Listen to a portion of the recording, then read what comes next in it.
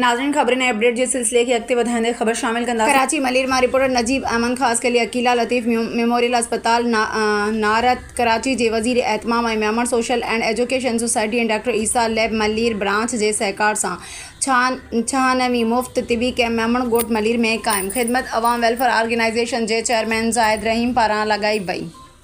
Akila Latif memorial अस्पताल नारत कराची में मौतुनि जे मर्ज़ जे ज़रूरतमंद मरीज़नि लाइ अमेरिकन लेंस सां मुकमल मुफ़्त ऑपरेशन कयो वियो। इलाइक़े जे मोज़िज़ीन ऐं साफ़िन कैंप जो मुआइनो कंदे समूरनि ज़रूरतमंद मरीज़नि खे दवाऊं ऐं चश्मा पिणु ॾिना ऐं चयो त इंसानियत जी ख़िदमत असुल इबादत आहे। समाजिक माण्हू ज़ाहिद रहीम पंहिंजी टीम सां गॾु काफ़ी अरसे खां पुठिते पियल इलाइक़नि में कैंपूं लॻाए इंसानियत जी ख़िदमत करे रहिया आहिनि।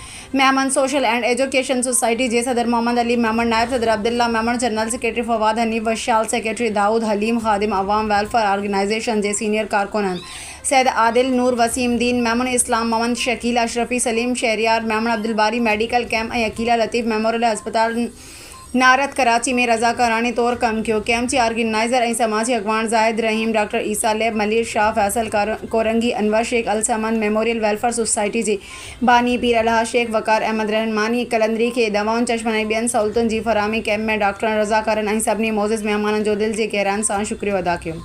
उन मौक़े ते आयल महिमाननि खे सिंध जी रवायती सूखड़ी अजरक जा तोहफ़ा पेश कया विया।